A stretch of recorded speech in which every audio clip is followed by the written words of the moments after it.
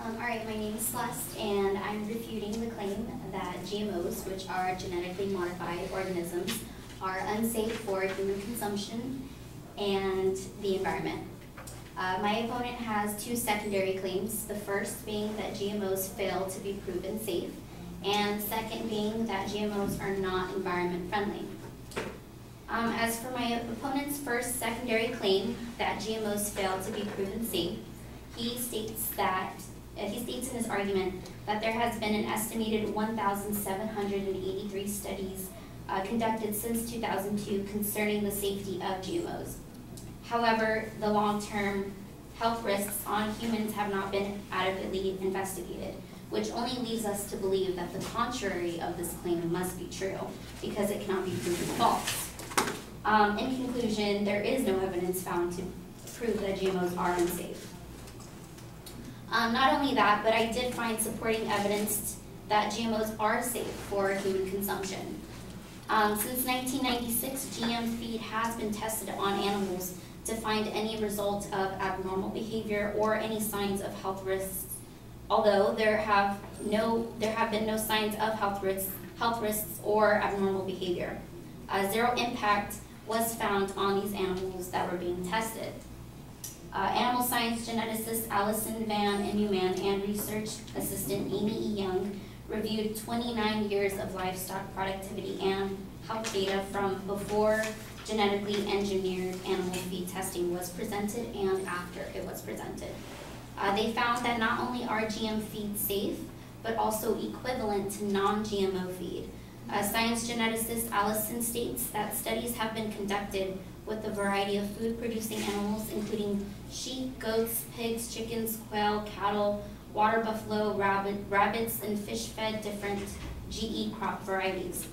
The results, she said, have consistently revealed that the performance and health of GE-fed animals were comparable with those fed near isogenic non-GE lines and commercial varieties. Therefore, GMOs have actually been proven to be safe for humans' consumption. Next, to support his claim, my advocate states that GMO corn has been engineered in a laboratory to produce pesticides within its own tissue, and that biotech industry has created an astounding number of organisms that are not produced by nature.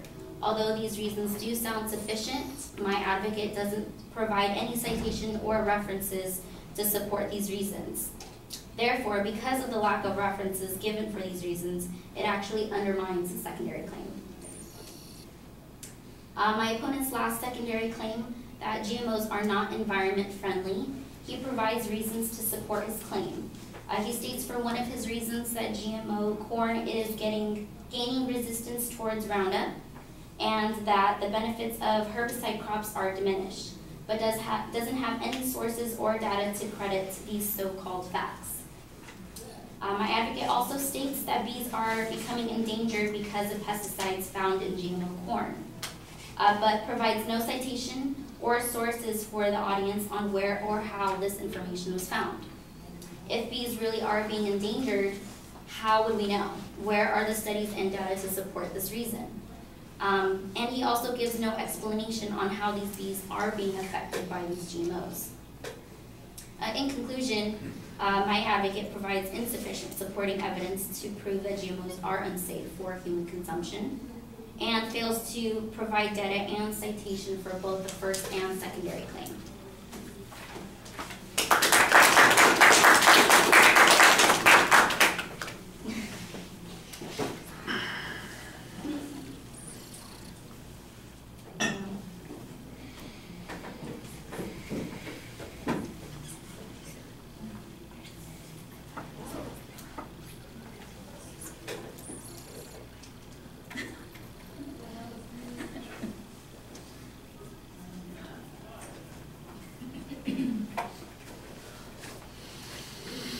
All right, organizationally things go well. You lay out the structure at the beginning, so that's pretty straightforward. On the first point, you challenge the way the advocate has used this information. We've got 1,783 studies over since 2002, and we don't have any definitive results one way or the other. That seems to suggest the counter position that the advocate's citing. I think that's an interesting interpretation there. I'm not sure which one of you would be, accused of kind of what's that fallacy? It's a fallacy of presumption that we talked about the other day, and I'm skipping my phrasing.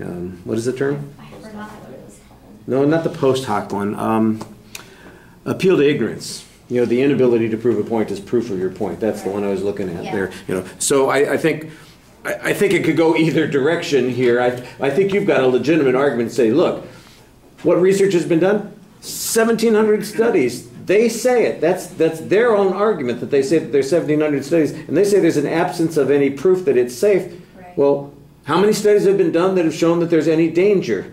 There's an absence of any of that. So by comparison, at least, the position that it's safe seems to be at least somewhat documented in comparison.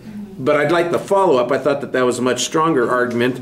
And at first, when you started talking about since 1996, it's been studied on animals, and I thought, oh gosh, I'm just getting an assertion there. But then you followed up with 3 pieces of evidence that you cite very clearly. That, I thought, was the better part. That's the best part of your argument, where you, in essence, build a good argument for that particular point. On the second point, I think you do a good job pressing the argument that the advocate is presenting, that there is some kind of resistance to the Roundup, or that the bees are dying, by pointing out that there's an absence of any evidence from the advocate whatsoever. There's no reason to believe that this is true. This is all an assertion on their part. There's not an example that they point to. There's no expert that's giving this testimony. We got no statistical information on that. I think those are all good presses, and in fact, if the advocate doesn't have any evidence, if you were in a court, for example, they probably wouldn't even allow it to go to trial if there wasn't a presentation of any evidence. But suppose it did go to trial, if you had any counter evidence, it would help, and that's the way you would strengthen that particular argument. But you're making the right argument at this point. I just think that there are other opportunities that you don't want to neglect as well. All right, thank you.